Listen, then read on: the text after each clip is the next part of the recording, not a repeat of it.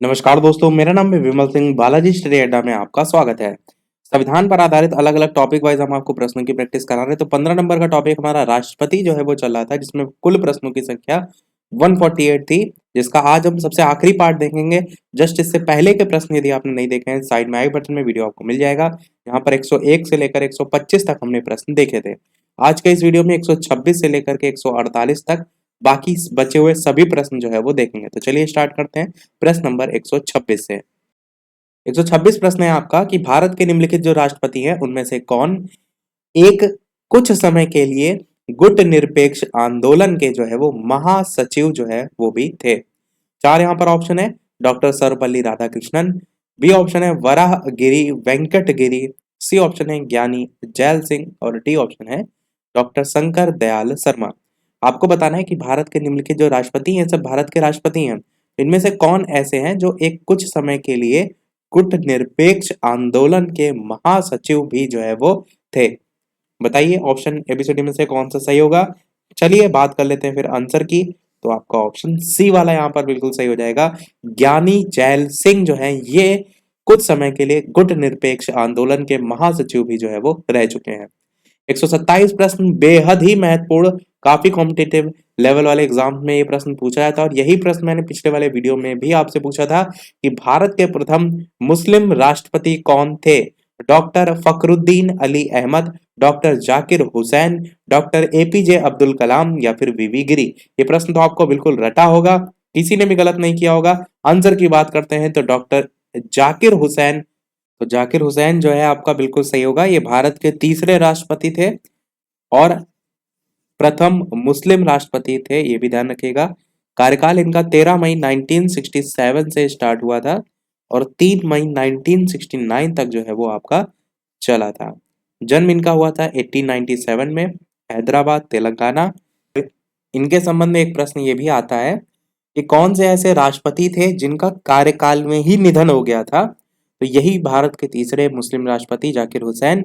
ये जो है इनका जो मैंने आपको बताया ना मृत्यु का समय, यानी कि ये तो मैंने आपको बताया कि कब से कब तक राष्ट्रपति रहे थे। तो 3 मई 1969 में ही इनका निधन भी जो है वो हुआ था।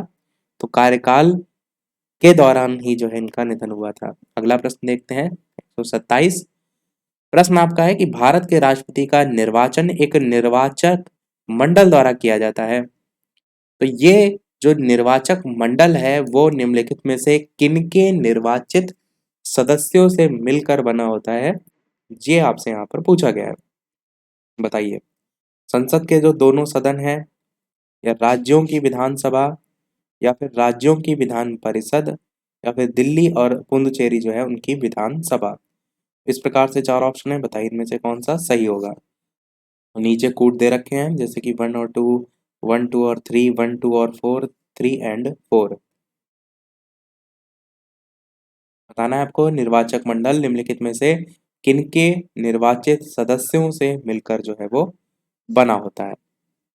तो चलिए बात करते हैं फिर आंसर की। तो आपका ऑप्शन पहला, दूसरा और चौथा ये तीनों सही होंगे, यानी कि सी वाला ऑप्शन आपका बिल्कुल सही हो जाएगा।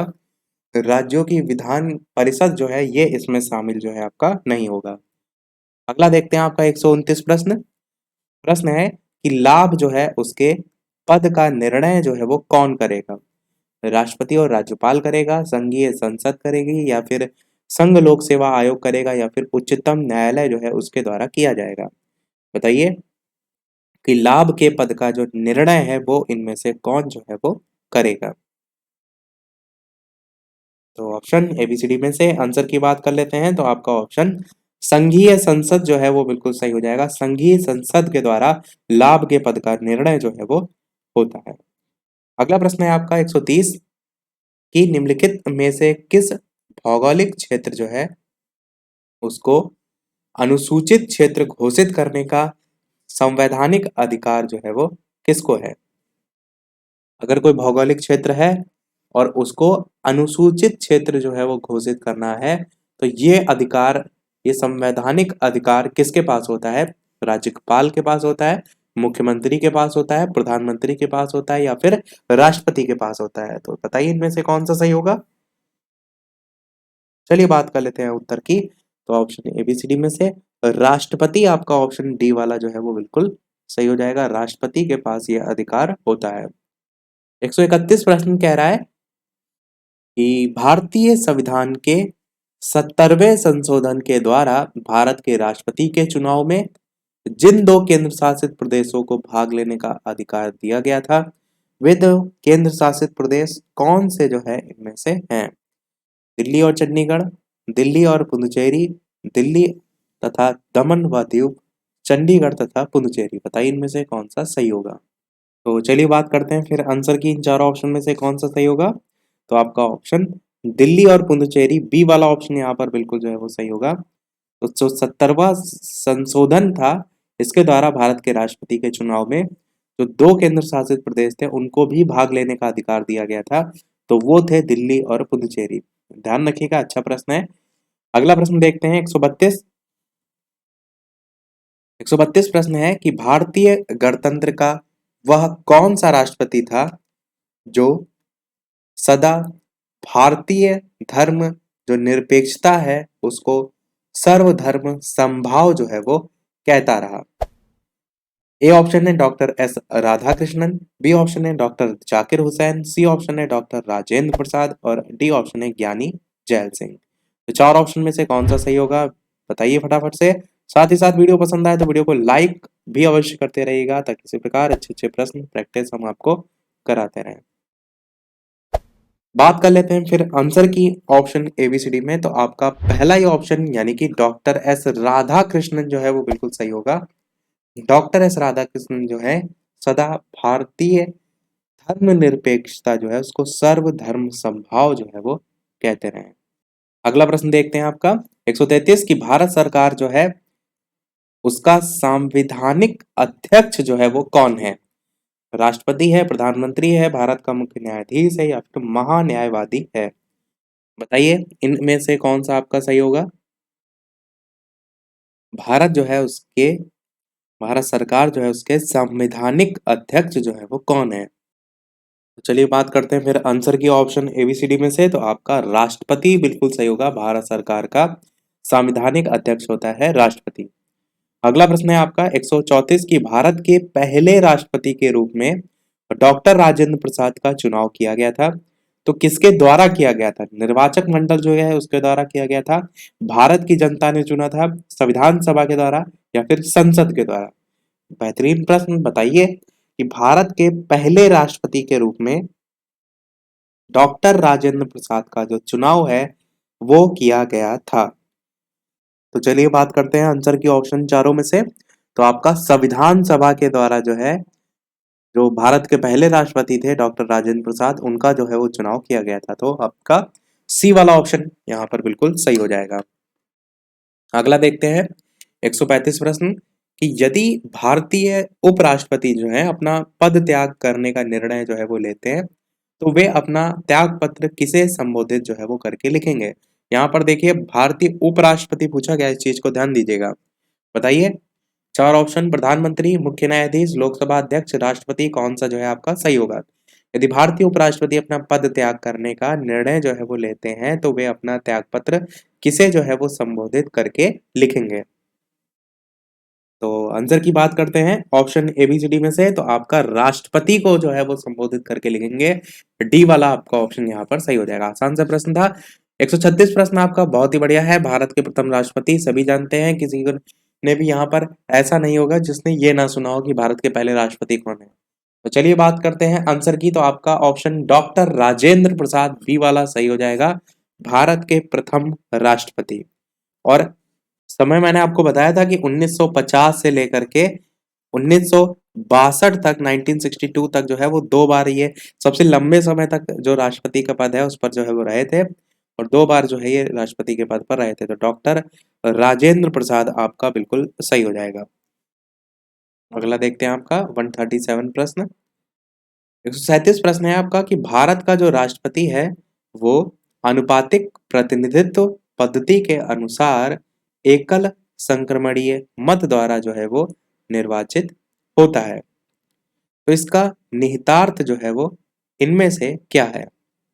पहला कह रहा है कि निर्वाचित संसद सदस्यों और राज्य के विधानसभा सदस्यों के मतों की संख्या भिन्न भिन्न होती है। बी ऑप्शन है कि सभी संसद सदस्य और जो राज्य है उनके विधानसभा सदस्यों में से प्रत्येक का जो मत होता है वो एक ही है। तीसरा कह रहा है कि सभी संसद सदस्य और राज्य जो है उनके विधानसभा सदस्यों के मतों की संख्या बराबर है। और चौथा कह रहा है कि लोकसभा के संसद सदस्यों के मतों की संख्या जो है वो बराबर है। आपको बताना क्या है? आपको बताना यह है कि भारत का राष्ट्रपति ये जो पद्धति है यानी कि आनुपातिक प्रतिनिधित्व पद्धति के अनुसार एकल संख्यमणीय मत द्वारा निर्वाचित होता है। तो इसका निहितार्थ जो है वो क्या होता है, ये यहाँ पर पूछा गया है।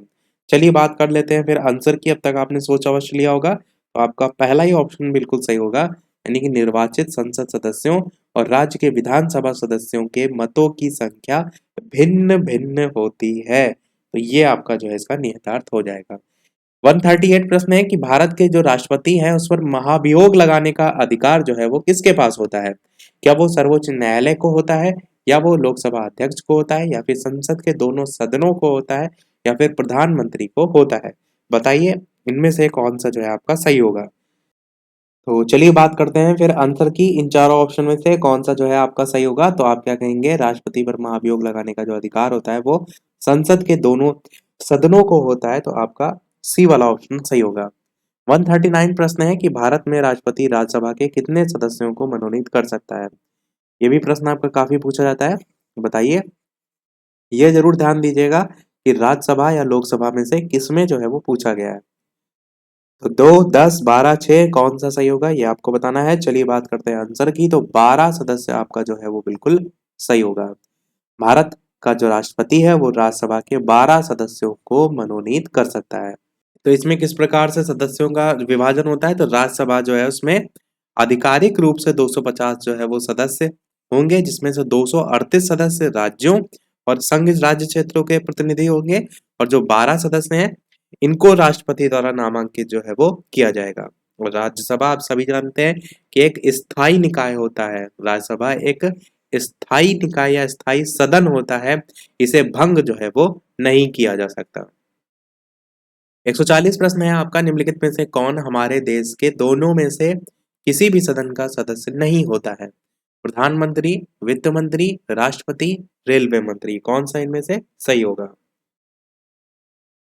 दोनों सदस्यों का पूछा गया, यानी दोनों सदनों का जो है वो सदस्य जो है वो नहीं होता है हमारे देश के। इनमें से कौन जो है वो होगा? चलिए बात करते हैं आंसर की। तो बहुत ही बढ़िया प्रश्न है, याद रखिएगा कि राष्ट्रपति जो होता है वो आपका किसी भी सदन का सदस्य जो है आपका नहीं होता है। सी वाला आपका ऑप्शन बिल्कुल सही होगा।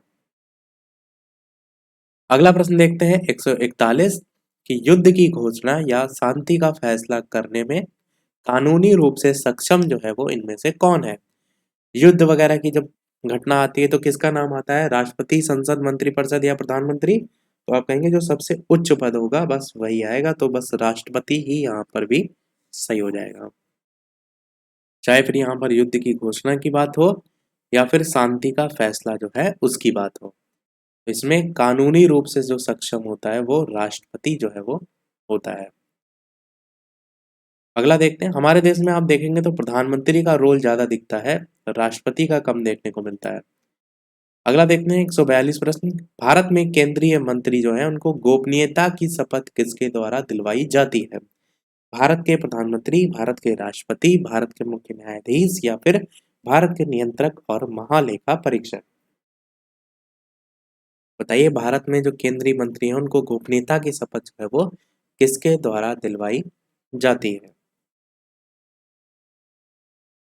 तो ऑप्शन एबीसीडी में से कौन सा सही होगा? चलिए बात कर लेते हैं आंसर की। तो आपका ऑप्शन बी वाला यानी कि भारत के राष्ट्रपति जो है वो बिल्कुल सही हो जाएगा। तो भारत के राष्ट्रपति हैं, इन्हीं के द्वारा जो केंद्रीय मंत्री होते हैं इनको गोपनीयता की शपथ दिलाई जाती है। कोई भी आप देखेंगे, प्रधानमंत्री हो गए, राज्यपाल हो गए, इन सब पद पर आने से पहले उनको शपथ दिलाई जाती है। तो वही यहाँ पर केंद्रीय मंत्रियों के संदर्भ में पूछा गया था। 143 प्रश्न आपका है कि संविधान के अनुसार निम्नांकित में से क्या शब्दशः भारत के राष्ट्रपति की शक्ति जो है वो नहीं है? अध्यादेश का प्रख्यापन, उच्चतम न्यायालय जो है उससे परामर्श करना, संसद के जो सदन है उनको संदेश भेजना, या फिर क्षमादान करना। भारत के राष्ट्रपति की शक्ति जो है इनमें से शब्दशः मतलब जैसे लिखा है एज इट इज वैसे ही जो है वो भारत के राष्ट्रपति की शक्ति नहीं आपसे जो है वो पूछा गया है। तो ऑप्शन एबीसीडी में से कौन सा सही होगा? चलिए बात करते हैं आंसर की। तो संसद के जो सदन है उनको संदेश भेजना, ये जो है नहीं आता है भारत के राष्ट्रपति की शक्ति में। सी वाला आंसर जो है आपका सही हो जाएगा, क्योंकि प्रश्न में नहीं जो है वो पूछा गया था। 144 प्रश्न है, डॉक्टर राजेंद्र प्रसाद कितने वर्ष तक राष्ट्रपति रहे थे? अभी मैंने स्टार्टिंग में बताया भी था उनका समय। जल्दी से बताइए, 6, 8, 12, 5 कौन सा जो है इनमें से सही होगा? डॉक्टर राजेंद्र प्रसाद कितने वर्ष तक राष्ट्रपति जो है वो रहे थे? चलिए बात कर लेते हैं आंसर की। तो आपका ऑप्शन 12 वर्ष जो है यहाँ पर बिल्कुल सही हो जाएगा। 12 वर्ष तक टोटल राष्ट्रपति के पद पर रहे थे।